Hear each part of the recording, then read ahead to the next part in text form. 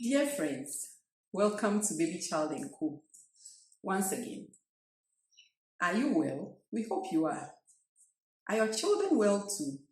We hope so. Don't forget you can ask us any question at all you want to ask or give us any suggestions that you have regarding the health of your child.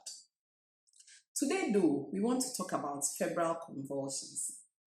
That is, convulsions that come as a result of fever. What is fever? It is when your child's body's temperature is high. Sometimes you can feel these when you touch your child. Your child feels hot to the touch. But it is best you get a thermometer for this purpose. When you check the temperature and it is 37.5 degrees Celsius or above, your child has a fever. It may be a very mild fever, or your child may actually be very hot. What do you do when your child has a fever? The first thing is to make your child as comfortable as possible. If your child wants to be held, wants to be put in bed, wants to be sung to, cuddled, whatever your child wants, you should do that if it's possible. Let your child have something to eat and let your child drink. Because when the child's body is hot, they tend to lose a bit more water from their bodies than usual. So they need more water to replace this. So let your child hydrate well. Then you should try and relieve the fever or the temperature. You can give paracetamol, but you need to be sure about the dosage because not all children will take the same amounts of paracetamol. So when you go to buy it over the counter, please ask your pharmacist about it. The thing to keep in mind though is that fever is just a way of the body alerting us that there is something that is the problem. So fever is a way of the child's body reacting to maybe an infection, an injury, or some kind of stress. So taking care of the fever is not taking care of all the problem. If the fever persists a day, 2 days, you need to find out what is causing the fever so that you can address that problem. Anyway, sometimes when a child has a fever, the child can have a convulsion. A convulsion is simply an abnormal movement of the body, and this is coming from the brain. The body convulses because of certain actions happening in the brain which are unusual or abnormal.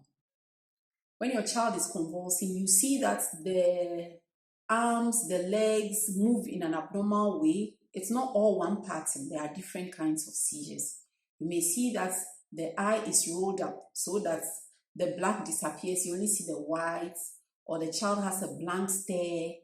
A seizure may be accompanied by the child urinating on himself or even passing stools on himself. After the seizure, your child may sleep a bit or be dull or be lethargic. All these are just a seizure. And this can happen because your child is hot. That is why it's important that when your child's body is hot, you bring down the temperature and you must find out why your child's body is hot and attend to it. So what do you do when your child is convulsing? When your child is convulsing, the most important thing is to keep your child from harm. So if he's convulsing near an open fire or where he can be cut by sharp objects on the floor or stones, or he's on a chair and he can fall down and hurt himself, all these things, he should be protected from.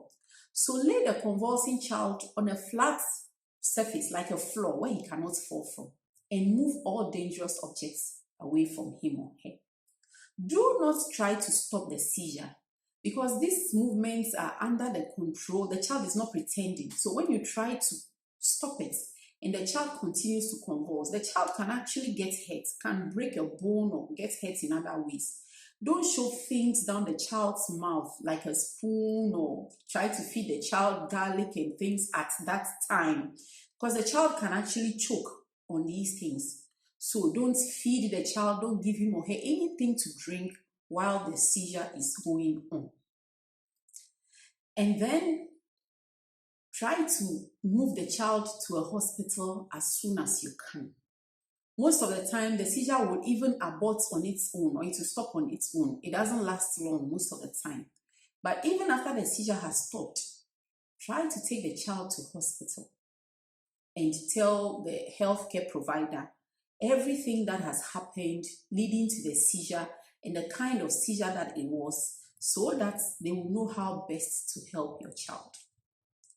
I hope that I have been able to explain this to you well enough. If not, I would like to take your questions in the comment section. Please share this video, subscribe as well, and hit the notification button, the bell button, so that when we upload new videos, you can get to see them. Thank you for watching. Keep safe. Bye-bye.